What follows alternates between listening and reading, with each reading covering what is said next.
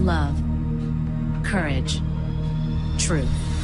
Glenn Beck. Who exactly is George Papadopoulos? Well, not since Carter Page has such an obscure foreign policy advisor for the Trump campaign garnered such hype. The media is in full aha mode this morning. Look at the headlines. Why George Papadopoulos is more dangerous than Paul Manafort. From the Washington Post, Russia's outreach to George Papadopoulos just went, how spies would have done it. I could read all of the headlines, not even the stories, but I've only got 3 hours. According to the court records unsealed yesterday, Papadopoulos pleaded guilty to making false statements to the FBI. The FBI said he, quote, falsely described his interactions with a certain foreign contact who discussed dirt related to emails, end quote, concerning the Democratic presidential candidate Hillary Clinton, we would presume. The interactions with the Russians included a woman claiming to be related to Vladimir Putin. Spoiler alert, she wasn't. All of this allegedly was to gain damaging information on Hillary Clinton. Okay. What's the difference between what he just did and what Hillary did and Fusion GPS, except somebody laundered the information? The term that everybody is looking for is opposition research. Oh, yeah, note to the Trump campaign. If you want to engage in opposition research, do it like the DNC and Clinton campaign does it. Just have your lawyer contract a former British spy, and that way you have that extra layer of deniability that way. So why is every single media outlet fully on board with the Papadopoulos hype train? What could they possibly be doing? Perhaps it's just irony, or maybe fate, but in addition to Halloween, today is National Magic Day. The mainstream media, in reverence to this most hallowed day, is pulling off a little sleight of hand. So the question is, what's in the other hand that we're being distracted from? If you read the 30-plus pages of the Manafort indictment, you might have noticed a reference to Company A and Company B. Apparently, most of the media missed that. NBC was the only one that, decided to take notice. Sources told NBC that Company A is the Podesta Group, that they were working hand in hand with Manafort lobbying for the Ukrainian government. Tony Podesta, a founder of the Podesta Group and brother to former Clinton campaign chairman and good friend John Podesta, announced that he was resigning from the firm that he founded in order to fight the Mueller investigation. Wait a minute. Wait, what? There's more people involved in the Russia investigation besides Manafort and Papa what's-his-name? And someone with heavy connections to the Clintons? Surely not. Can't be. Well, now I'm in trouble because I broke the national cardinal rule of magicians on National Magic Day, and that is the mainstream media will never let me in their club now because I've revealed a secret. Don't be fooled by the hand they're showing you. The truth is, there is something else that for some reason nobody really wants you to see.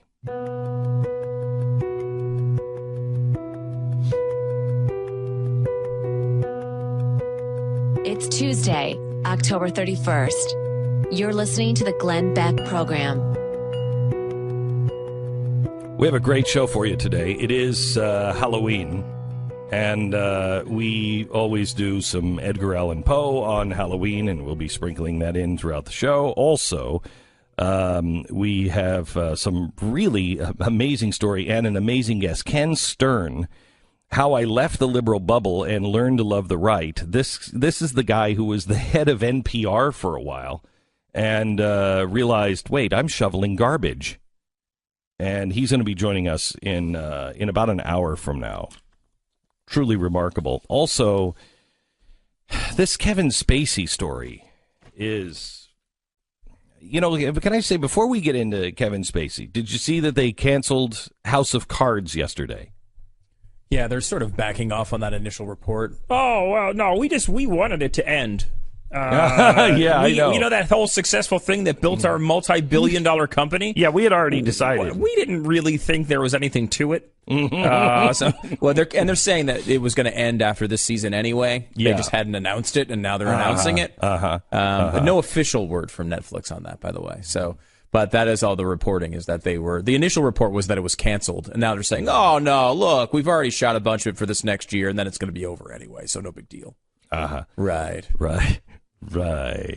So this is disturbing or telling. I'm not sure which.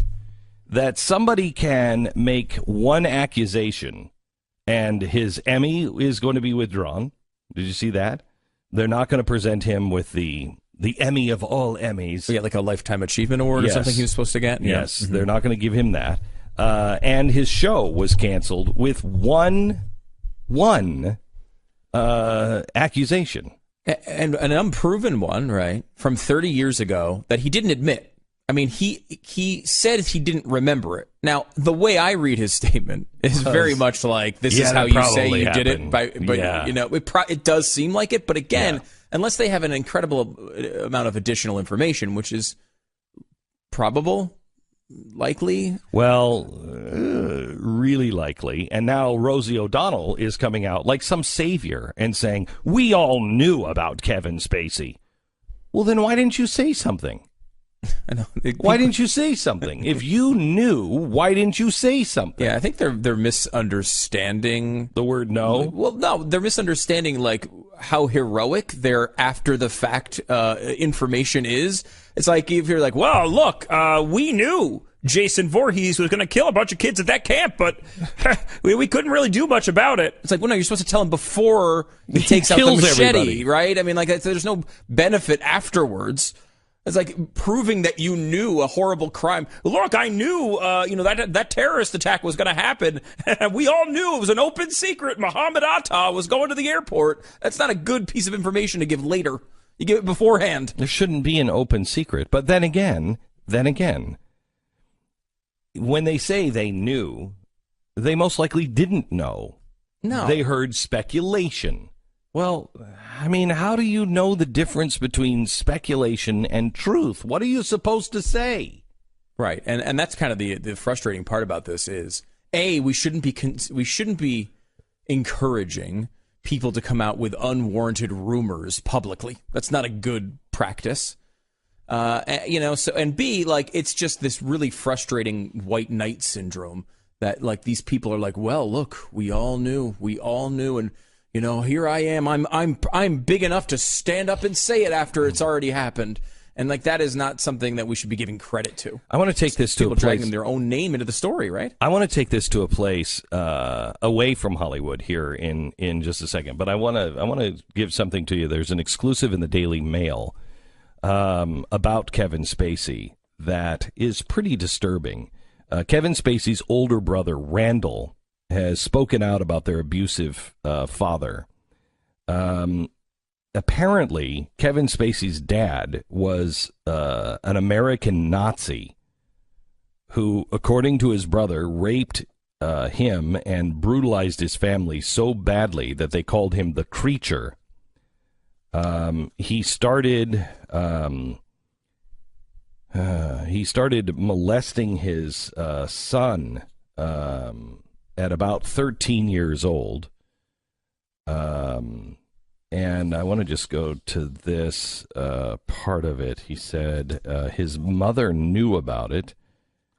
As a boy, Spacey tried to placate his father while Fowler, his brother, took the brunt of his father's sadistic abuse. The elder sister, Julie, endured beatings at her father's hands and ran away when she was 18. There was so much darkness in our home, it was beyond belief. It was absolutely miserable.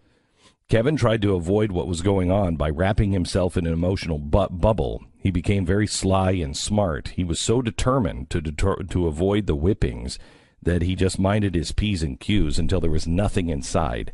He had no feelings.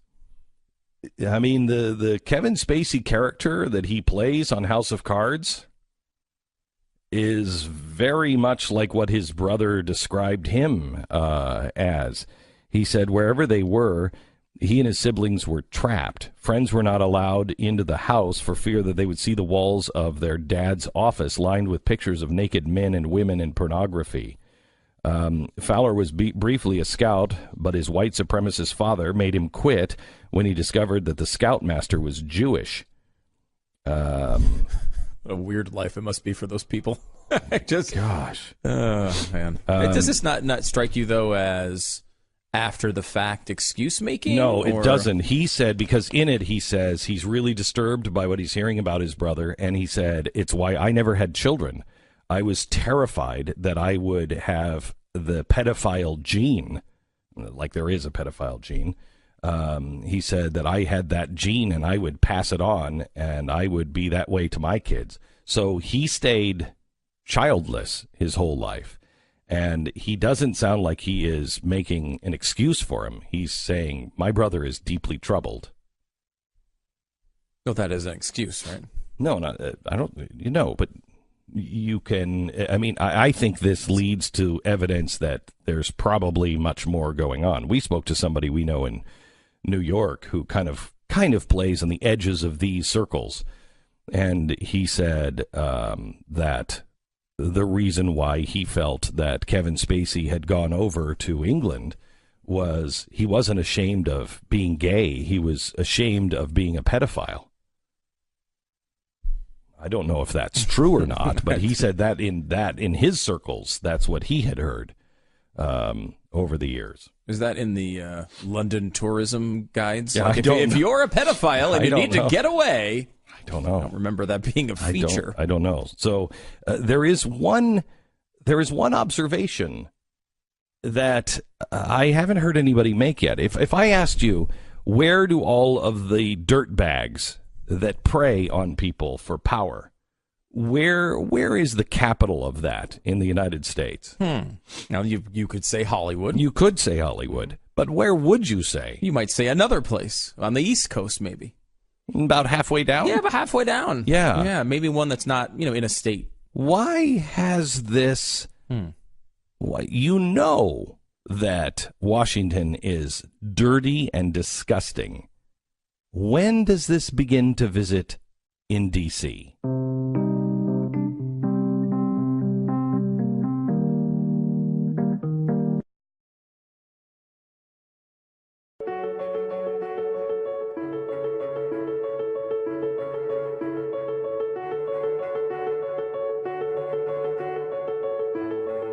Glenn Beck.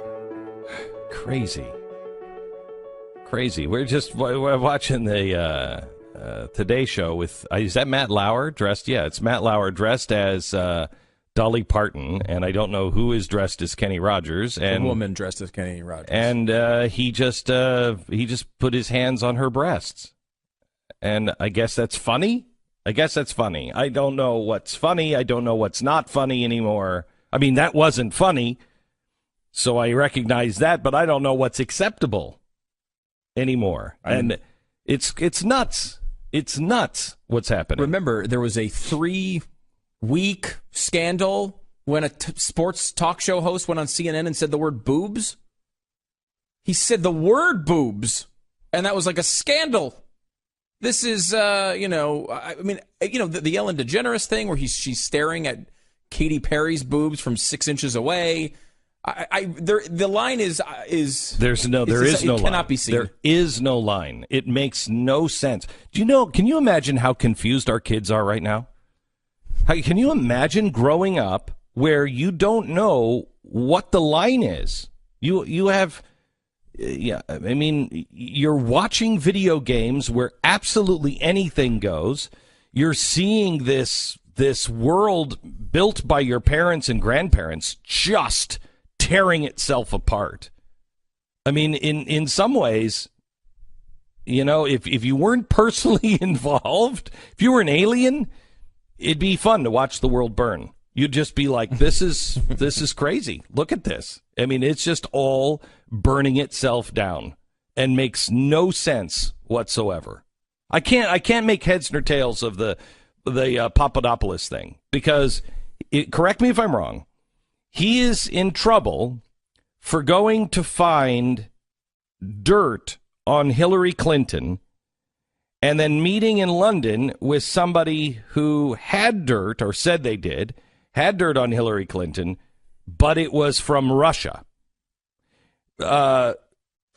Trump was in trouble for taking that meeting in the Trump Tower because he met with people that he knew that he says he didn't know were government officials. And he was trying to get dirt on Hillary Clinton. Trump Jr., yeah. Trump Jr. Mm-hmm. Okay, so all he was doing was trying to get opposition research on Hillary Clinton, but he got it from Russia. And that's a problem. But what Hillary Clinton did was hire somebody to go get dirt on Donald Trump who got it from Russia, and that's totally fine. Yeah, it's weird because there's two parts of that. One is, if you think the Papadopoulos stuff is a big deal, which is fine, you already have a better example of it with Donald Trump Jr. Yes. Basically, it was the idea that they had the willingness to get dirt from Russian sources on Hillary Clinton. That's basically that scandal. But right? Didn't get it. But didn't get it. They had the willingness to get it, and you could say, okay, that's a problem, or you could say it's not a problem. But if you either way, you have a better example with Donald Trump Jr. because he's much higher level. Papadopoulos is a nobody. Mm-hmm. Okay?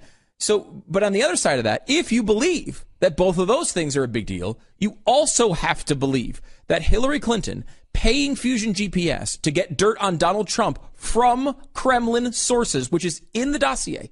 The sources are high-level Kremlin Russian sources.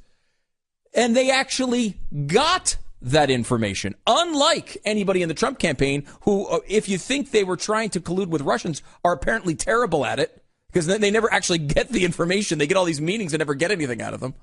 Where Hillary actually got this crazy dossier out of the situation, paid for it, and nobody seems to think that's a big deal. I think you either have to think all of them are big deals or none of them are big deals. They're either both a big deal or they're both not a big deal. And I guess if you're going to go down a scale of which one is the biggest deal, the least important one is Papadopoulos. Yes. Right? Because he's a campaign nobody. Even in the Washington Post story, it says his efforts were greeted with more concern than excitement. By the campaign. So the campaign is looking at him and he's like, hey, I think I can get some stuff from Russia. And they're like, oh, geez. Yeah, they're like, I don't know. Yeah, I don't think we really want that to happen. Right. They shied away from him. Okay, so that is the exact opposite of what happened at the Trump Tower meeting, and certainly 180 degrees different than what happened with Hillary Clinton. Yeah. Because Hillary Clinton, she not only got it, they used it. They tried to shop it with the media. All over the media. All over the media. They tried to contact and get anybody to use this stuff to cover. The media decided not to because they found that it was not credible. Then what happens? They give it to the FBI, and the FBI uses this as a reason to get a secret wiretap. I got news for you. In the grand scheme of things, the one that hit it out of the park was Hillary Clinton's campaign. And it should not surprise you that Hillary Clinton was really good at being shady. Right. Like, she was the best at it out of this whole group. I personally have a problem with both of them. You don't get information from the Russians. You don't do that. Why is this a problem for one and not the other? We know the answer. Politics. Don't play them anymore. Glenn Beck.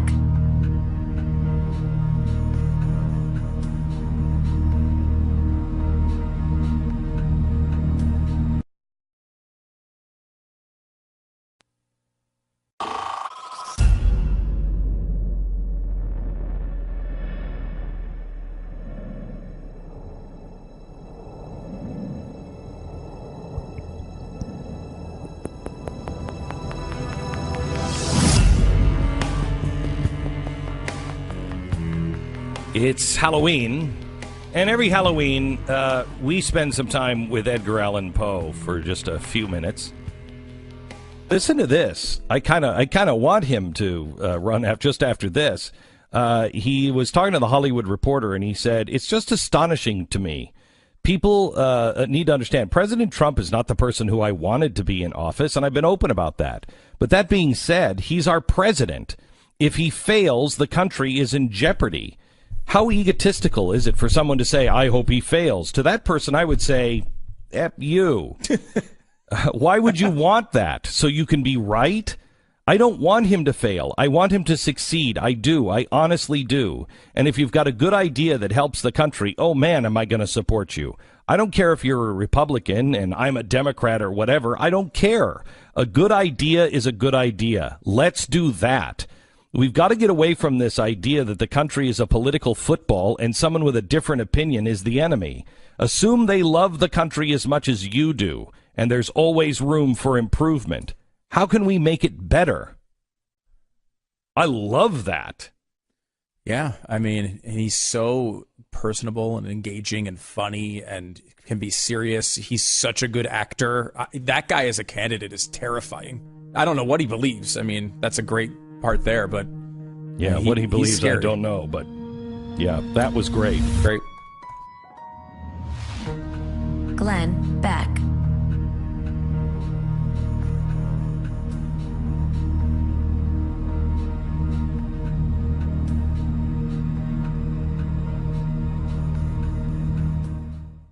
Glenn Beck. A martyr for social change. That's apparently now how Harvey Weinstein sees himself. Not as an alleged rapist, serial molester, but as some sort of warrior for change all of a sudden. According to the Hollywood Insider, Weinstein is trying to spin his disgrace into a teachable moment. He's allegedly telling his friends, you know, I was born to take a fall like this for this behavior in order to change the world. Wow. Sociopath? Perhaps. Completely ridiculous? Absolutely. But he is right in this. He did change the world every day since his scandals came to light. It seems like another Hollywood figure is outed for their inappropriate behavior. I'm waiting for this to spread to other dirtbag places like, I don't know, Washington, D.C.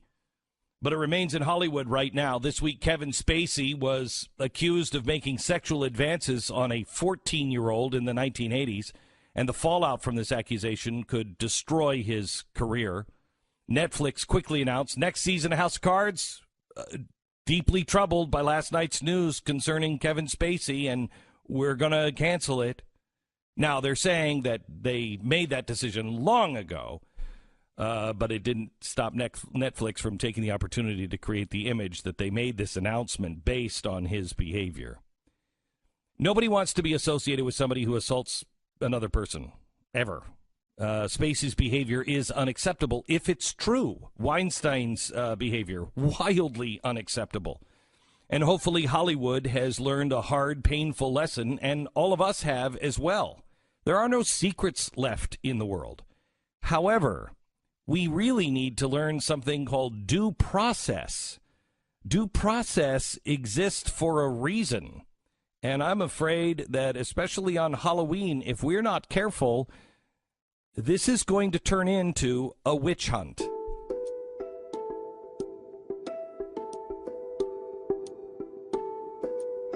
It's Tuesday, October 31st. You're listening to the Glenn Beck program. So I heard an interview of a guy named Ken Stern. And I look up on the screen. It was on the Blaze radio with Doc Thompson, I think last week. And I look up on the screen and it says, former head of NPR. And the name of his book is Republican Like Me. I stopped in my tracks and had to listen to that interview. And it was fascinating. And Ken Stern is joining us now. Hi, Ken. How are you? I'm good, Glenn. Thanks for having me on the show. Tell the audience who you are, what your upbringing is, where you've been in life. Yeah, so lifelong Democrat. I live in a 93% Democratic ward in Washington, D.C., 100% Democratic household.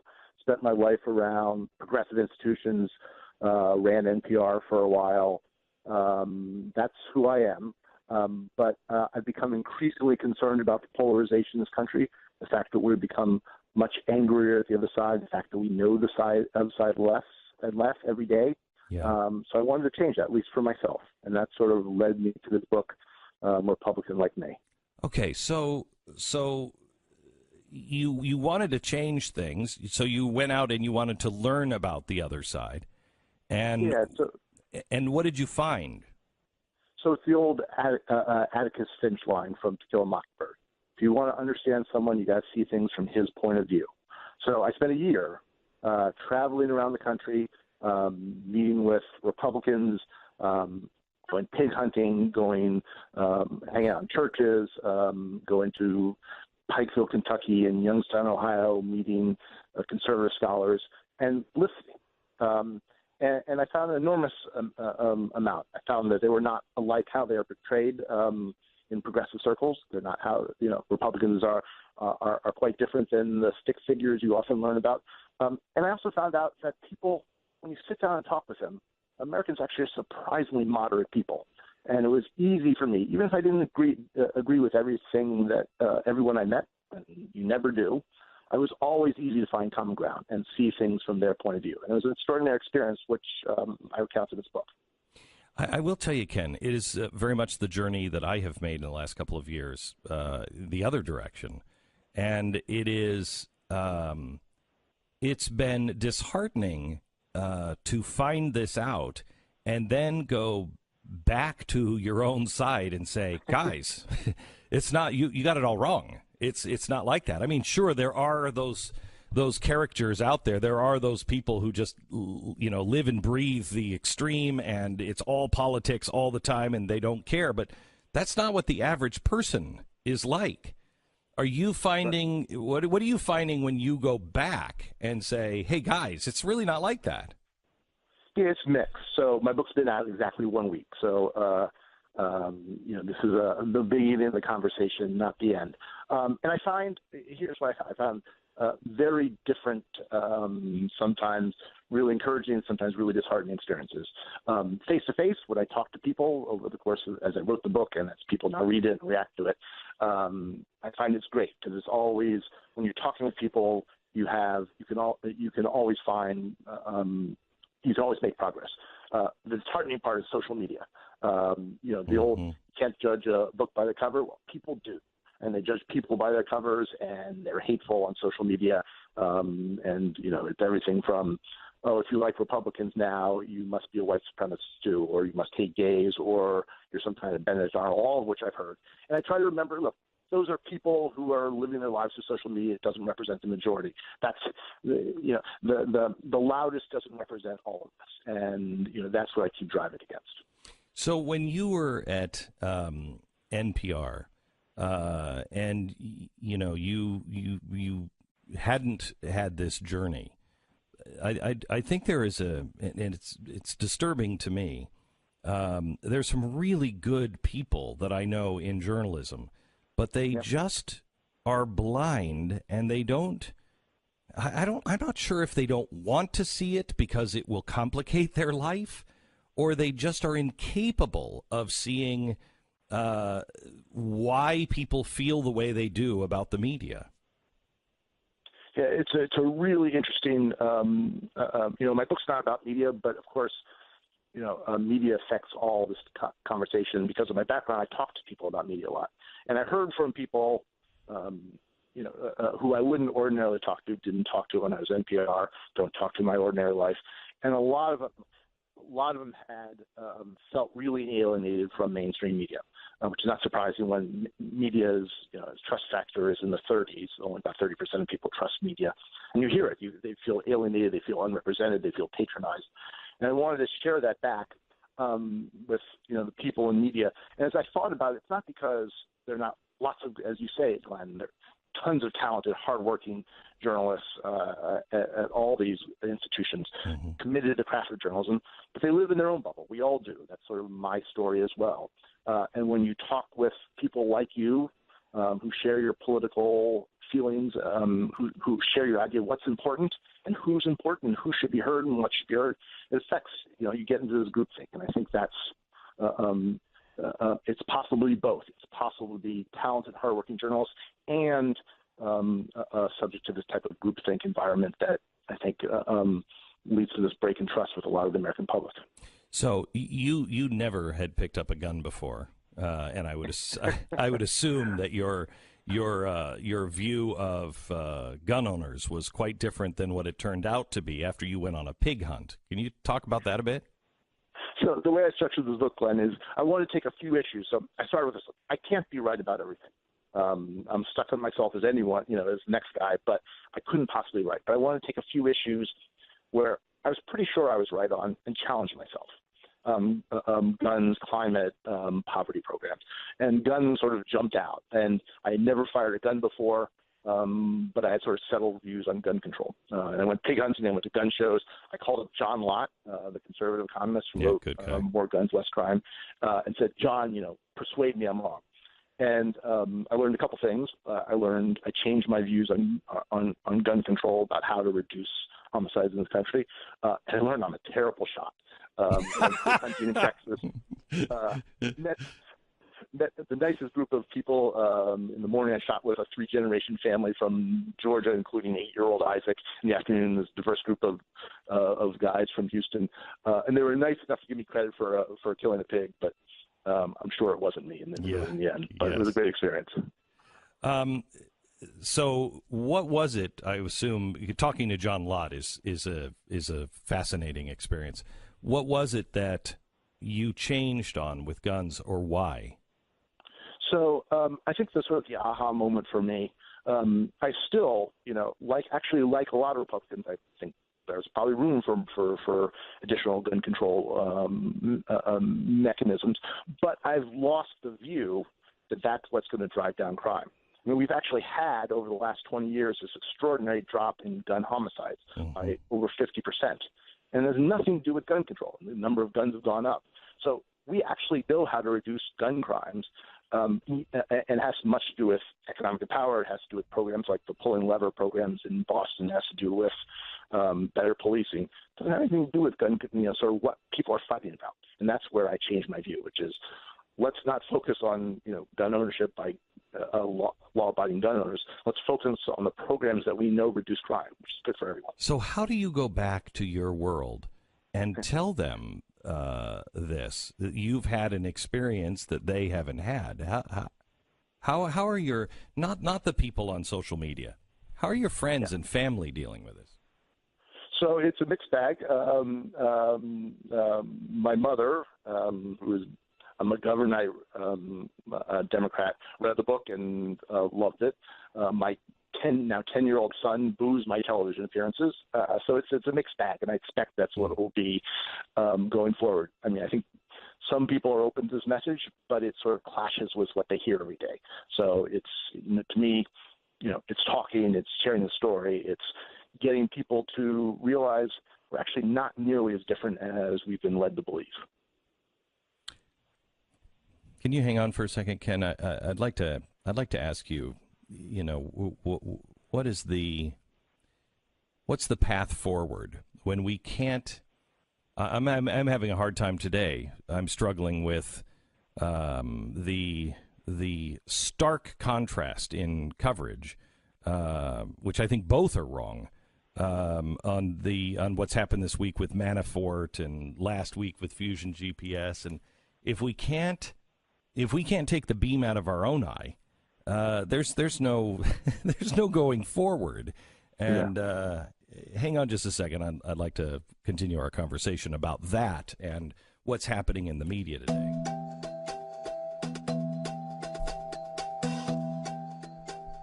We always talk about wanting people from the other side to actually take our views seriously, and here's somebody who actually did it, right? I mean, it's pretty rare these days. Yeah, really Ken Stern, he's the former NPR CEO and the author of the book Republican Like Me. He's on Twitter at Ken P. Stern.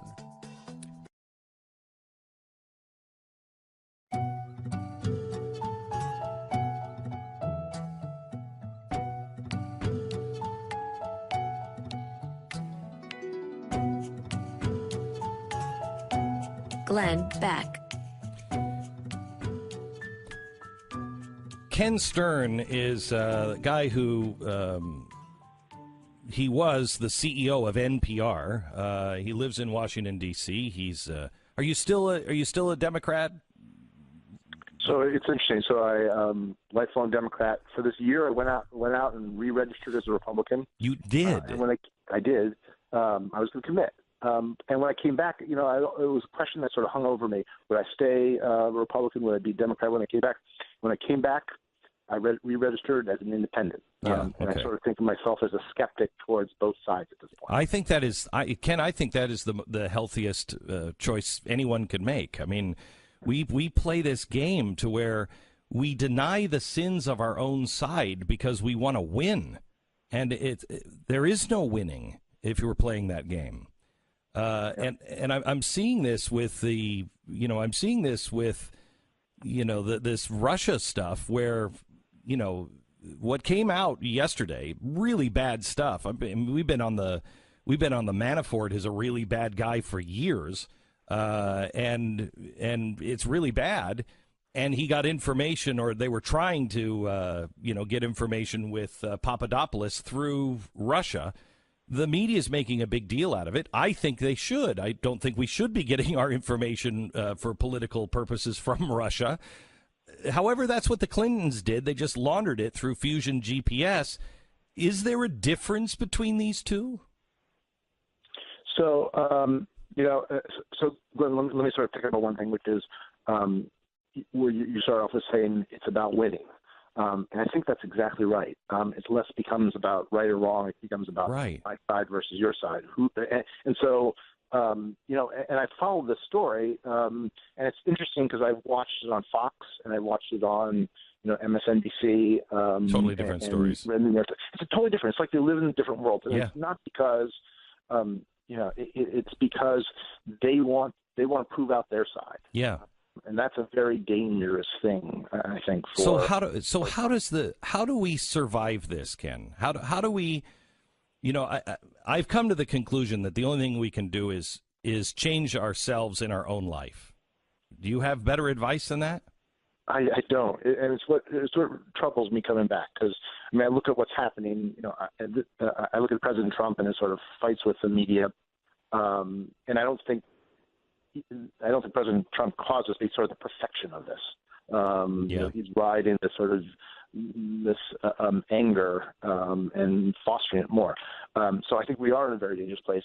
And I think, so for me, I don't have any neatly packaged answers, unfortunately. I think the media plays a role, and I'm hopeful that being of the media and also being a media critic can raise awareness of some of these issues and help people think of it. And I think that, and the other place I think it needs to start is, and I become quite jaundiced towards, is political parties, who I think are far more off-center than the public they purport to represent. Yeah. And, they also foster division and anger, and, that's got to be called out too. Yeah, I just don't think that there's much difference in the tactics on either side. They both know by dividing they can raise more money, and it's what's killing us. And with social media, and I know you talk a lot about social media in your book, that it's that we're becoming addicted to this hate and this division, and we better wake up and turn around. Yep, I totally agree. And these are long-term trends, not easily reversed. And as you say, I think it's about changing ourselves and changing our views of, it's not about my team versus your team. It's got to be the American team and finding compromise and common ground. And that's what I'm dedicating this book to, and the conversations about. So where do you go from here, Ken? What's next? Oh God, I wish I knew. Glenn. The book just came out, fostering all sorts of interesting conversations in the media and elsewhere. I'm going to punch through this and keep going on this path, I think. Well, anything that we can do, Ken, to help you, we are in. It takes a unique person to question themselves and the everything that they believe, and then really follow through. I mean, when you call John Lott, you're not calling a straw man. You're calling the best that there is, and to be able to really look at that, whether you would have changed your mind or not, doesn't matter. That's a rare quality, and I applaud you for it. And anything we can do to help you get the message out, we will do. Thank you so much, Ken. Thank you, Glenn. Enjoyed it. You bet. Republican Like Me is the name of the book, How I Left the Liberal Bubble and Learned to Love the Right. Truly remarkable. You know, he didn't really get into it, but, you know, he went pig hunting. He learned all kinds of stuff about, wait a minute, I thought people were crazy to carry guns. I thought that, they were teaching their kids all kinds of bad things. And these are great families. It's rare that somebody, the CEO of NPR. Yeah, and to do it honestly, too, as you point out. I mean, John Lott, if you don't know who he is, I mean, he's the best of the economist best. who really looks into guns and has proven a lot of that. It's an impressive thing to do. Yeah. Glenn Beck.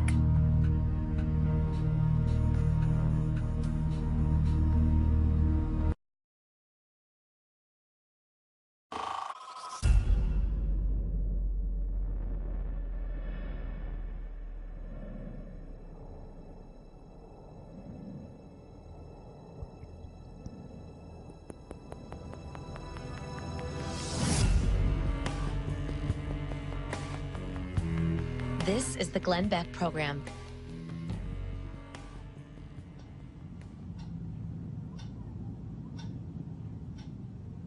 Timothy and his sister Elizabeth anxiously waited for their dad to get home from work.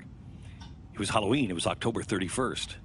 They were so excited to go trick-or-treating. As soon as they heard the doorknob turn, they rushed him at the door as he walked through, still clad in his white optician's coat. Ronald rounded up his young children, and he went out trick-or-treating, remembering the times when he was trick-or-treating, now wondering, how did I get so old as I'm walking my kids down the street? He accompanied his children to their friend's first stop of the night, 4112 Donerail Drive. He rang the doorbell. Nothing. The owners were taking much too long to answer the door. Children impatiently ran to the next house, leaving their dad in the dust. When Ronald finally caught up with the kids, he was sporting 5 giant pixie sticks. The children all greedily grabbed the neon sticks of sugar, but Ronald promised he would distribute the candy among the children when they got back to the house. After all, he was the one that waited. It was really late when they got home. He got the kids ready for bed, but before he fell asleep, Timothy requested a treat from his delicious haul.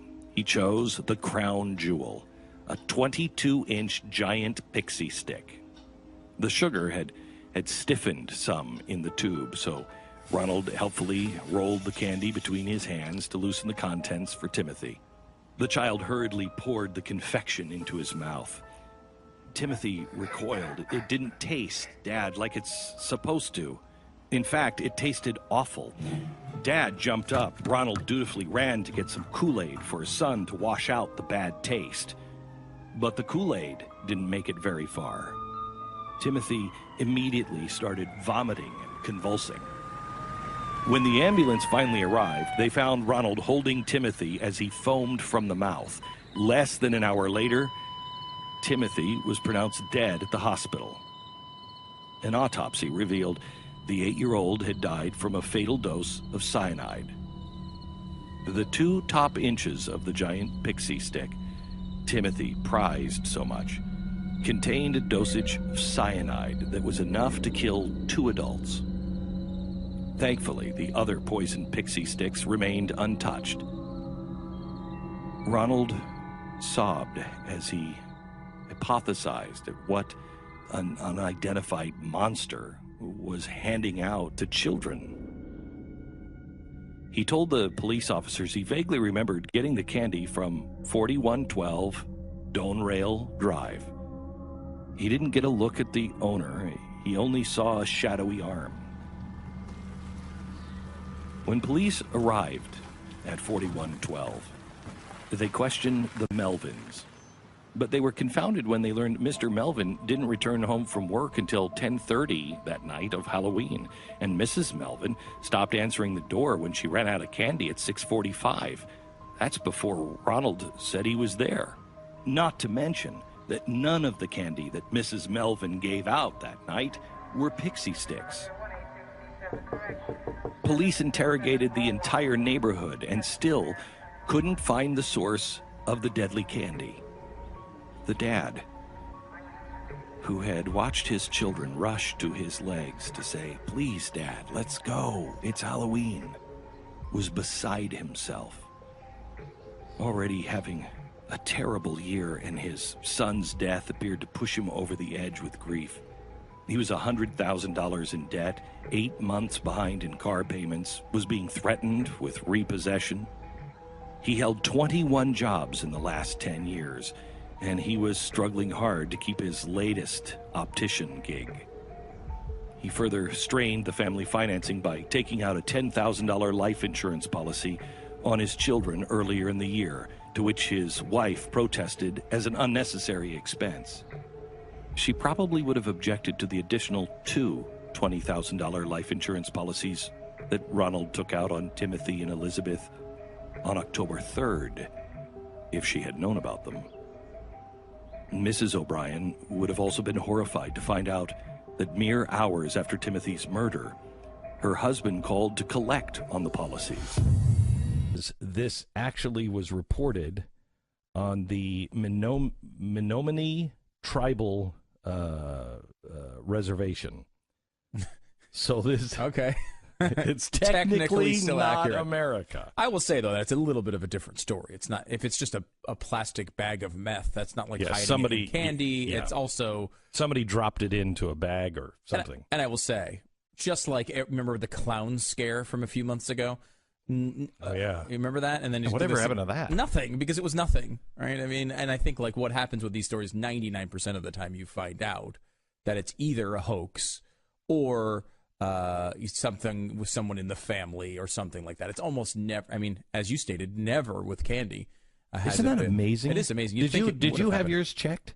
Yeah, when I was, I don't know if I ever actually, I know my friends, some of my friends had gone to the hospital for the x-ray thing. I don't know if I ever did that, but my parents went through every piece of candy. Oh, we did too. And I remember, I'm old enough, and I think you have to be about my age to remember this, or to live in a small enough town to where perhaps there are some towns still where this is okay, where you could get popcorn balls. Yeah. Do you remember that? I don't remember getting a popcorn ball, but I remember homemade things. Occasionally, very rarely. And honestly, every one of them my parents would throw out. Yeah, see, when I was growing up, those were the real gets. I mean, there was a lady, Mrs. Olson, that lived down the street, and she would make these giant popcorn balls, and I remember them. And they were that was the get on the street. And people would make candied apples, caramel apples. And and I remember being able to eat them and excited that you could eat them, and then later having to throw them all out. And my parents went, nope. And it was because of this guy. I believe there's a poet who once outlined the idea that the good old days weren't always good, but tomorrow ain't as bad as it seems. And he, I think, executed a very interesting part here because, keep your popcorn balls. I want a Snickers. I get that there's a bit of nostalgia there and there's reverence for it. Yes, but I don't want I don't want you to cake together some popcorn. Give me a Twix. Okay. Well, yes. Okay.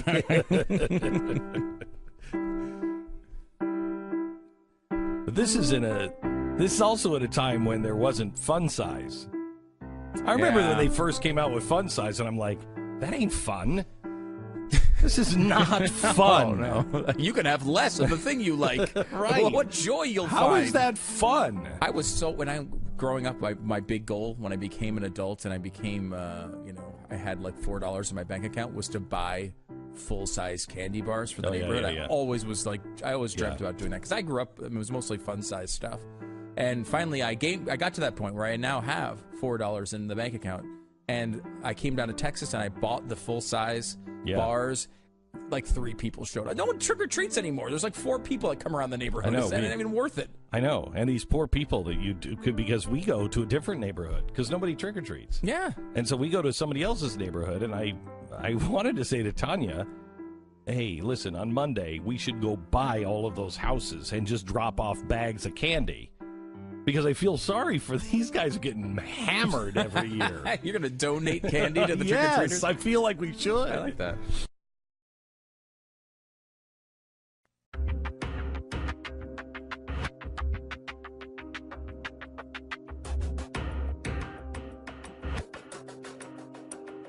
Glenn Beck.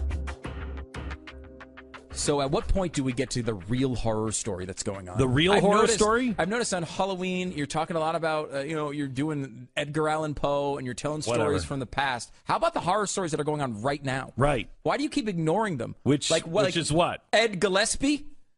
The guy's running for governor. He's basically, I would say, yeah. I don't know if you could call him a mass murderer. I don't know if he's running for governor as much as he's trying to run over Latino children. Thank you. Yes. If you haven't seen the ad, I'm going to narrate a little bit, but let's go ahead and play this ad. It's an anti-Ed Gillespie. Oh, there's Hispanic children running, black children, and a Muslim child. The Hispanic child is now running from a big truck with a Confederate flag on the back. Happening all across America right now. Here he comes. Here he comes in the big black truck, telling the other kid playing basketball, run. It's got a Gillespie for governor. Got a sticker right on it. Run. Here comes the Muslim is now running. The black children are running. The Muslim children, the Hispanic children all running, trying to get away from this big "Don't Tread on Me" flag on the front, Confederate flag billowing in the back. Oh my goodness. And it was just a nightmare of all these children. Is this what Donald Trump and Ed Gillespie mean by the American dream? Latino Victory Fund paid for and is responsible for the content of this advertisement. That's one of the most, I cannot believe that ad was made. And they, by the way, at the end, they show footage of Charlottesville with the Tiki Torch sort of march. And apparently all four of these children from four different cultures all had the same dream at the same time, which is really scary. Is that what Donald Trump and Ed Gillespie mean by the American dream? Yes, that's what they mean. They mean people in pickup trucks with Confederate flags are going to run down innocent Muslim and black children. That is what they mean. Yes, that's amazing. And you know what? It will be effective. It probably will. It will be effective. Probably will. That is. We deserve the government we get. We really do. We deserve the government. If you fall for nonsense like that, yeah, we deserve it. We all deserve it. Yeah. I mean, that is absolutely. It's completely offensive. The idea. I mean, and it's like Ed Gillespie's this hardcore. Guy, he is not. There's so many things wrong with the ad, but it's the same thing. Like Paul Ryan was the guy pushing, people in a wheelchair off the cliffs. Yeah. And I mean, it's the same tactic over and over again. Of course, we hate each other. Yeah. Of course, we hate each other. If that's what you think, that a person who believes in small government really wants to run down black and Arab and Hispanic kids and run them down with his pickup truck, if that's who you think you're running against, if you think that's who they are, of course you hate. Of course you hate. Got to stop it. Got to stop it. It is poison to the republic. Glenn Beck.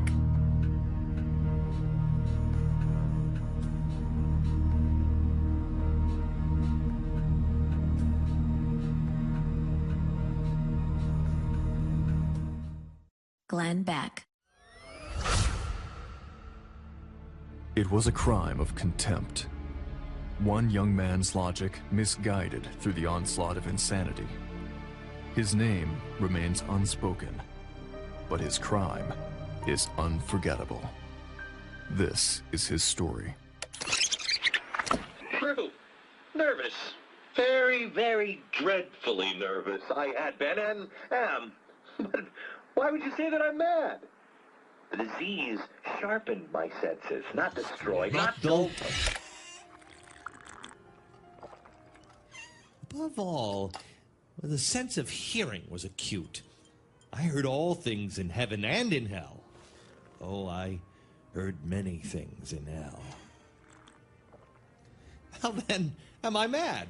Hearken and observe how healthily, how calmly I can tell you the whole story. It's impossible to say how the first idea entered my brain, but once conceived, it haunted me day and night. Object, there was none. Passion, there was none. I loved the old man. He had never wronged me. He had never given me insult. For his gold, I had no desire. I think it was his eye. Yes. It was this. He had an eye of a vulture, a pale blue eye with film over it. Whenever it fell upon me, my blood ran cold, and so, by degrees, very gradually, I made up my mind to take the life of the old man, and thus rid myself of the eye forever. Now, this is the point. You fancy me mad. Madmen know nothing. But you should have seen me. You should have seen how wisely I proceeded, with what caution, with what foresight, with what dissimulation I went to work. I was never kinder to the old man than during the whole week before I killed him. And every night, about midnight, I turned the latch of his door and opened it, oh, so gently. And then, when I had made an opening sufficient for my head, I put in a lantern, dark, all closed, so no light shone out. And then I thrust in my head. Oh, you would have laughed to see how cunningly I thrust it in. I moved it in slowly, very, very slowly, so I may not disturb the old man's sleep. Oh, it took me an hour to place my whole head within the opening, so far that I could see him as he lay upon his bed. Ha! Would a madman have done something as wise as this? And then, when my head was well within the room, I undid the lantern cautiously, oh, so cautiously, for the hinges creaked. I did it just so much that a single thin ray fell upon the vulture eye. And this I did for 7 long nights, every night just at midnight. But I found the eye always closed, so it was impossible to do the work. It was not the old man who vexed me, but his evil eye. And every morning when the day broke, I went boldly into the chamber and spoke courageously to him, calling him by name in a hearty tone, and inquiring how he had passed the night. So, you see, he would have been a very profound old man indeed to suspect that every night, just at 12, I looked in on him while he slept. Upon the 8th night, I was more than usually cautious in opening the door. A watch's minute hand moves more quickly than did mine. Never before that night had I felt the extent of my own powers, of my sagacity. I could scarcely contain my feelings of triumph. To think that I was there, opening the door little by little, and he not even dream of my secret deeds or thoughts. I fairly chuckled at the idea, and perhaps he heard me, for he moved on the bed suddenly as if startled. Now, you may think that I drew back, but no. His room was black as pitch, with thick darkness, for the shutters were closed and fastened through the fear of robbers. And so I knew he could not see the opening of the door, and I kept pushing it on, steadily. I had my head in. I was about to open the lantern when my thumb slipped upon the tin fastening, and the old man sprang up in the bed, crying out, "Who's there?" I kept quiet, still. I said nothing. For a whole hour, I did not move a muscle. And in the meantime, I did not hear him lie down. He was still sitting up in bed, listening, just as I had done night after night, hearkening to the death watches in the wall. Presently, I heard a slight groan, and I knew it was the groan of mortal terror. It was not a groan of pain or of grief. Oh, no. It was the low, stifled sound that arises from the bottom of the soul when overcharged with awe. I knew the sound well. Many a night, just at midnight, when all the world slept, it had welled up from my own bosom, deepening with a dreadful echo. The terrors that distracted me. Oh, I say I knew it well. I knew what the old man felt and pitied him. Although I chuckled at heart, I knew that he had been laying awake ever since the first slight noise when he turned in the bed. His fears had been ever since growing upon him. He had been trying to fancy them causeless, but could not. He had been saying to himself, "It's nothing but the wind in the chimney. It's only a mouse crossing the floor." Or, "It's merely a cricket who's made a single chirp." Oh, yes, he had been trying to comfort himself with these suppositions, but he found them all in vain. All in vain, because death, in approaching him, had stalked with his black shadow before him and enveloped the victim. And it was the mournful influence of the unperceived shadow that caused him to feel, although he never saw nor heard, to feel the presence of my head within the room. When I had waited a very long time, very patiently, without hearing him lie down, I resolved to open a very, very little crevice in the lantern. So I opened it. Oh, you cannot imagine how stealthily, until, at length, a single dim ray, like the thread of a spider, shot from the crevice and fell upon the vulture eye. It was open. It was wide open, and I grew furious as I gazed upon it. I saw it with perfect distinctness, a dull blue with a hideous veil over that chilled my very marrow in my bones. But I could see nothing else of the old man's face or person, for I had directed the ray, as if by instinct, precisely upon the damned spot. And have I not told you that what you mistake for madness is but an over-acuteness of the sense? Now, I say, there came to my ears a low, dull, quick sound, such as a watch makes when enveloped in cotton. I knew that sound. I knew that sound well, too. It was the beating of the old man's heart. It increased my fury as the beating of a drum stimulates a soldier into courage. But even yet, I refrained. I kept still. I scarcely breathed. I held the lantern motionless. I tried how steadily I could maintain the ray upon the eye. Meantime, the hellish tattoo of the heart increased. It grew quicker and quicker and louder every instant. The old man's terror must have been extreme. It grew louder. I say louder every moment. Do you mark me well? I told you that I was nervous, and so I am. And now, at the dead hour of night, amid the dreadful silence of that old house, so strange a noise as this excited me to uncontrollable terror. Yet, for some minutes longer, I refrained. It stood still, but the beating grew louder and louder. I thought his heart must burst, and then a new anxiety seized me. The sound would be heard by a neighbor. The old man's hour had come. With a loud yell, I threw open the lantern and leaped into the room. He shrieked once. Only once.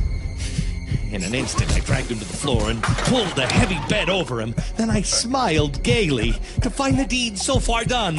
But for many minutes, his heart beat on with a muffled sound. This, however, didn't vex me. It would not be heard through the wall.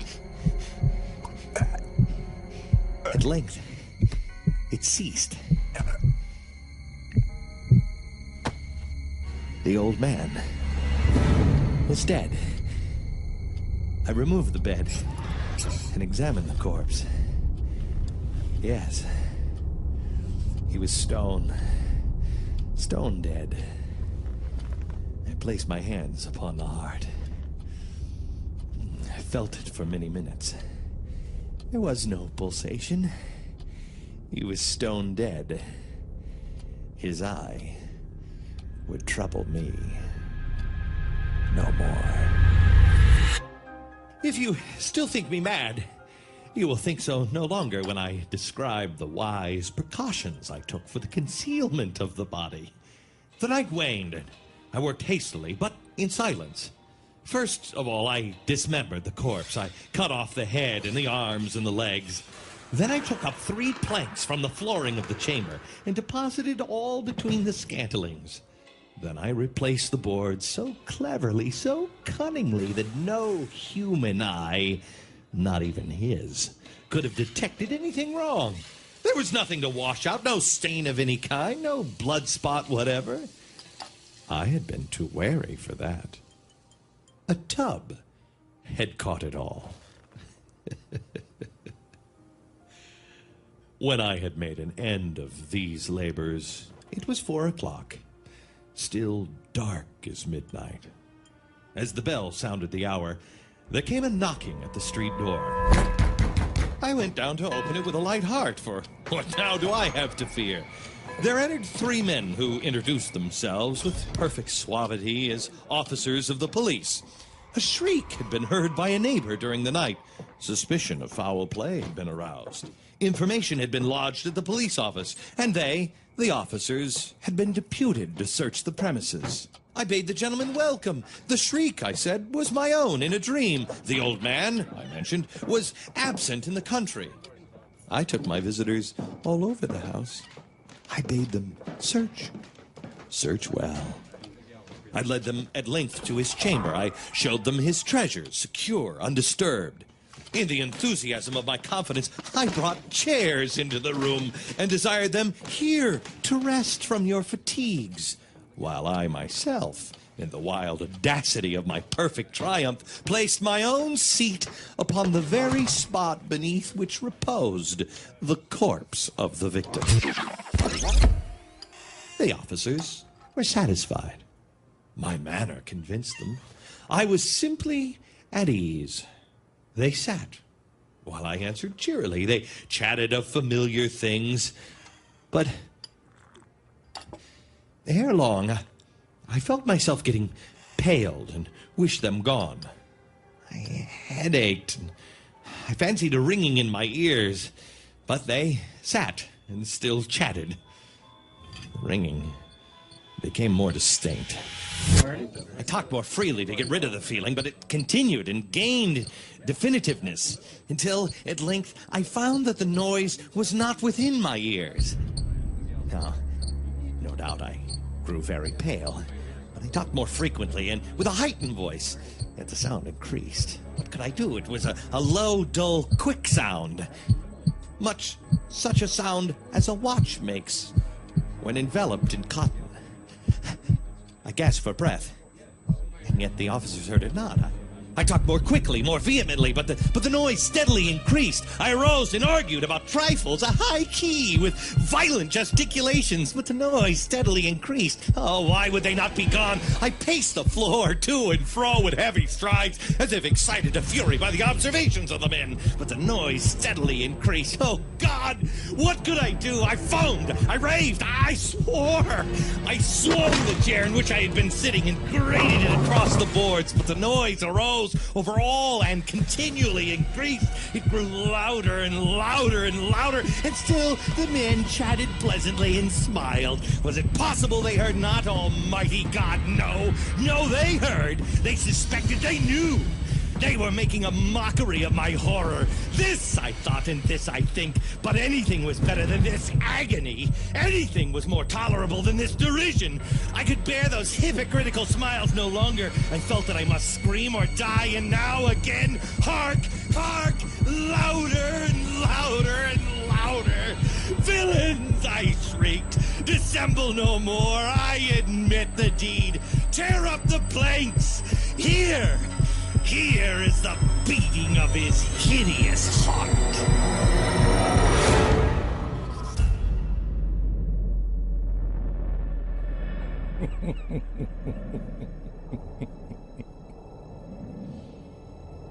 Oh, this is the way that literature in the 1800s was meant to be read. You read anything prior to 1920, really, and it was meant to be read out loud. Before the times of radio and television, you were lucky if you had somebody in the house that could not only read, but could read it the way the author intended it to be read out loud, and you were the family's movie theater, and you were the family's television and radio.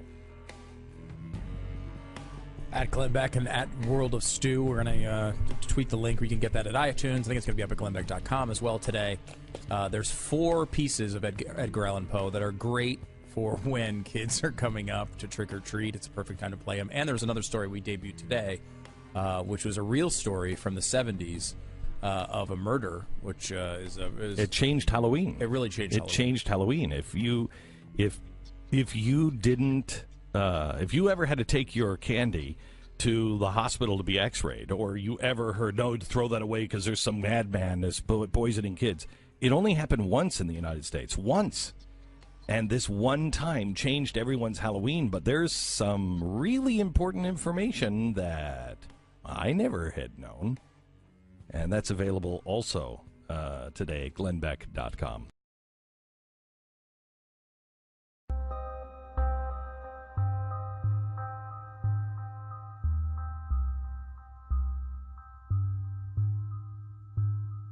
Glenn Beck. So Danish police have now charged inventor Peter Madsen with murder. He is 30 years old, and he went on a journey on his handmade submarine there in Copenhagen Harbor, and a journalist, an American journalist, Kim Wall, went on, and she was last seen in a picture on top of his submarine with him. And when he came back in, he said, "Oh, yeah, well, I dropped her off on shore earlier than I went back out." Then he said, "No, there's something else that happened. She was..." She got sick on board and fell overboard. Then they found a torso without heads or a leg, and he said, "Oh, yes, she died on board, and then I just buried her at sea." And they were like, what? "Yeah, I cut her up, but I buried her at sea."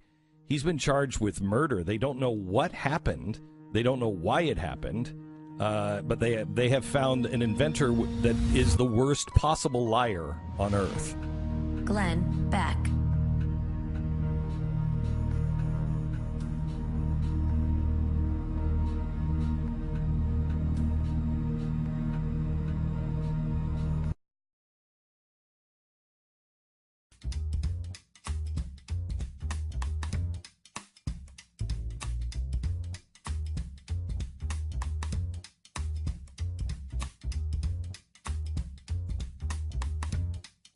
You're listening to the Glenn Beck program. Okay, so Pat just joined us, and I just gave you probably missed it, Pat. I just gave the story of a guy who I think is probably the dumbest killer in the world.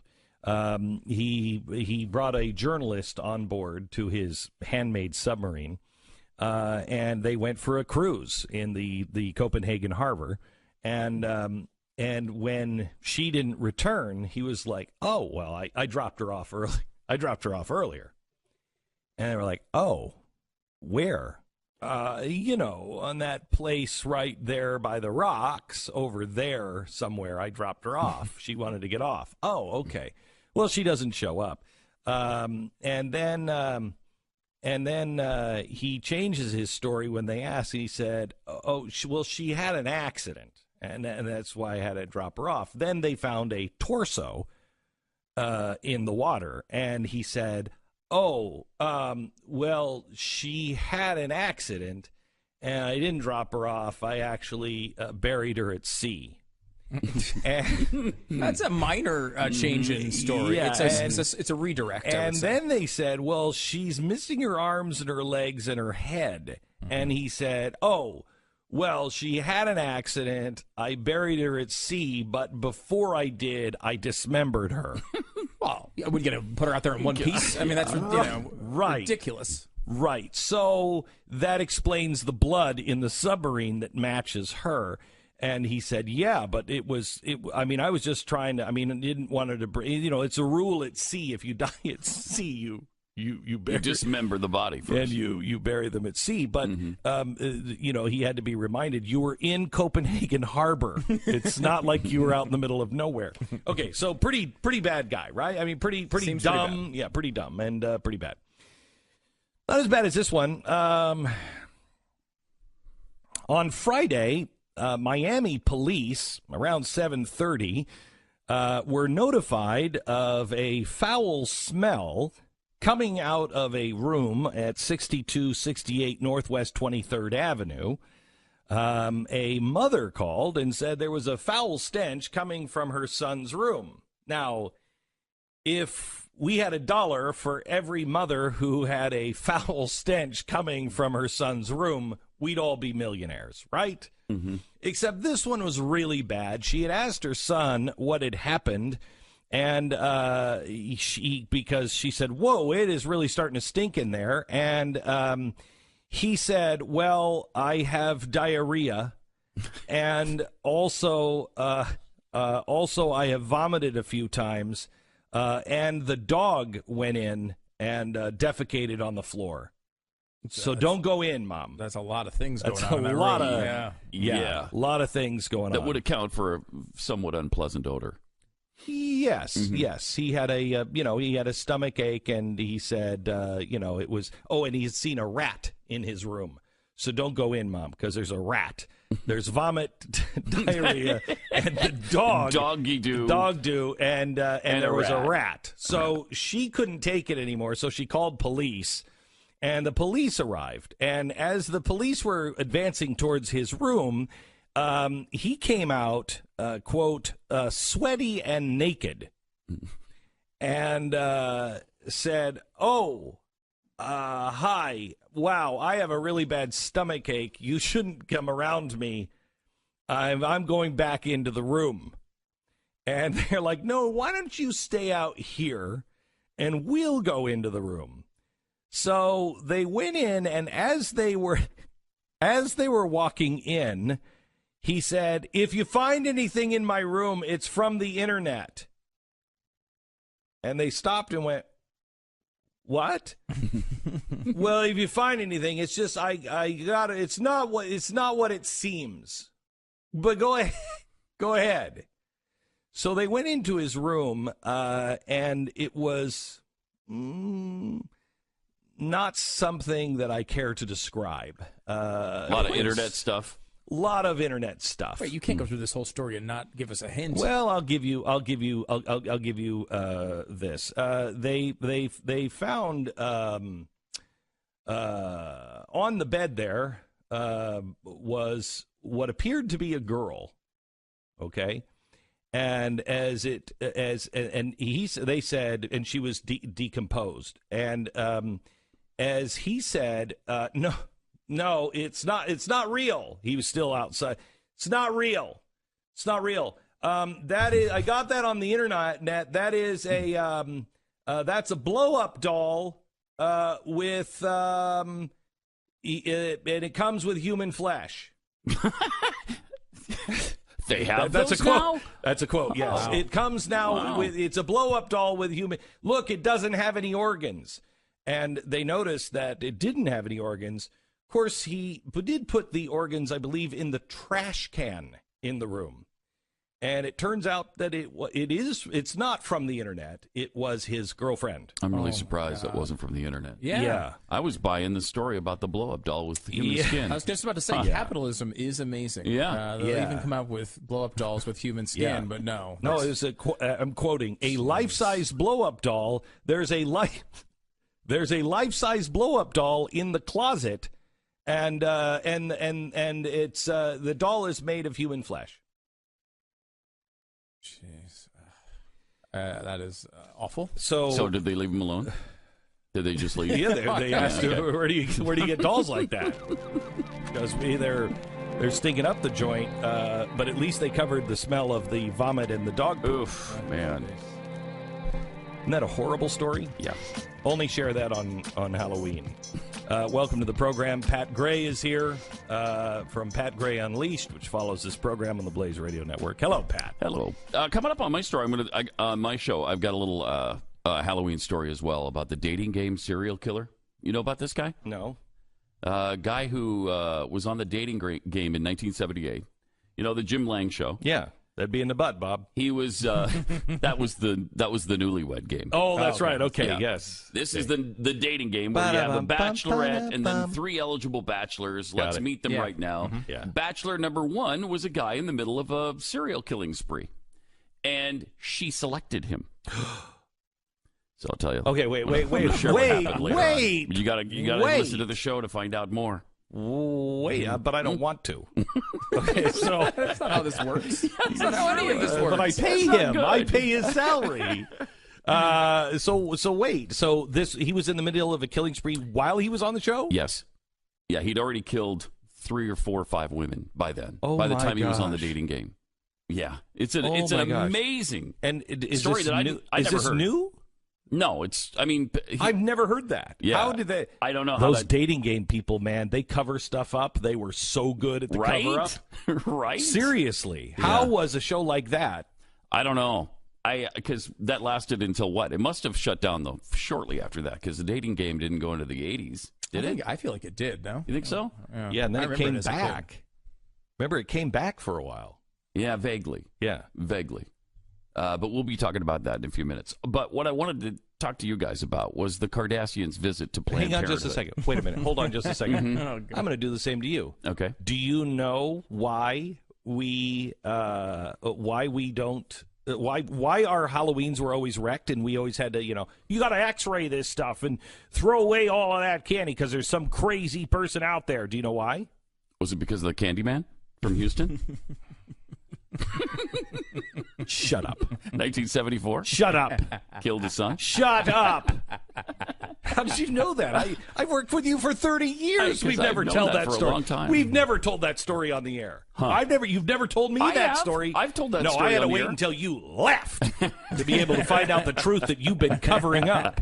Well, we did tell it on the air today. Yeah, actually. we did. It's fantastic. And You can find it great at story. glennbeck.com.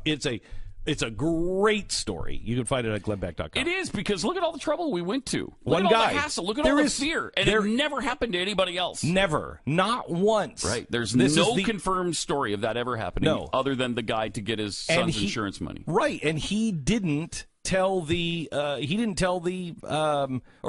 a neighbor.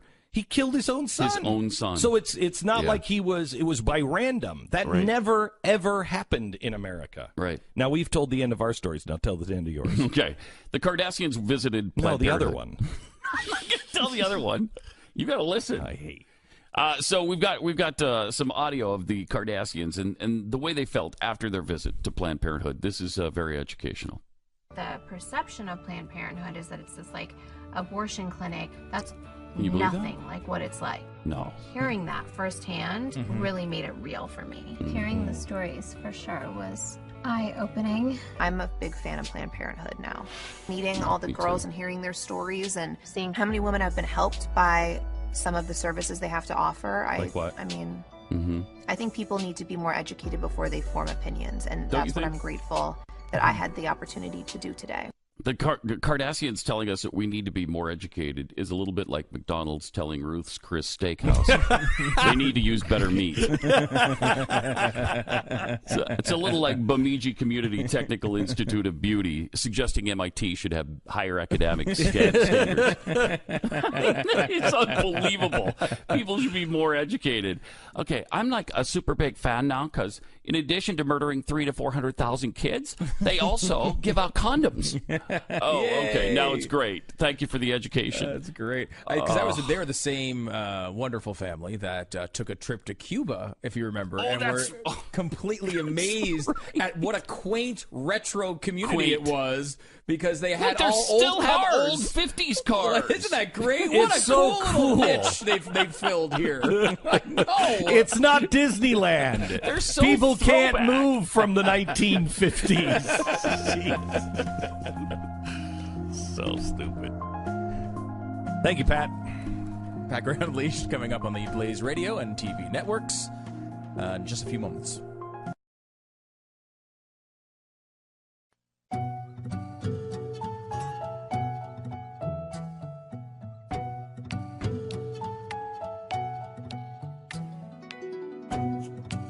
Glenn Beck. So tomorrow, we begin to really look into the tax plan, and the House is set to release its tax plan on Wednesday. The Senate is planning on releasing its own bill in about a week or so. But so far, I mean, they're looking at not repealing the estate tax, 40% tax on estates. So you want to leave your fortune to your kids. You can't. I mean, you can leave half your fortune to your kids. Yeah, and it's a high number, so they always say, well, it's just rich people. Though when it comes to like family farms and family businesses, it winds up being a lot of times families just have to sell the businesses because they can't pay the tax. So they have to just dump what the family has built the entire time because... I'll never be able to leave our family farm to my kids. I won't be able to do it. They will not be able to afford the taxes. Just won't. I couldn't leave my house. I couldn't leave a farm that we have. I couldn't leave it because they won't be able to afford the taxes. Taxes are more than what they make in a year. It's craziness. It's crazy.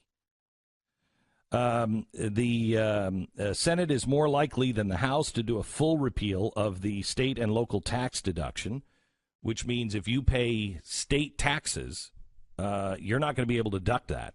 Yeah, and Republicans are the one pushing for this. Democrats are opposed to it because it hits high state tax locations a lot worse. So if you're in New York and you have a really high state tax rate, well, I remember when we worked there, we had to deal with that all the time. In Texas, there's a 0% state tax, so it wouldn't affect you at all. It's going to kill states. Yeah, so if you have the ability to move, the problem is most people don't have the ability to move.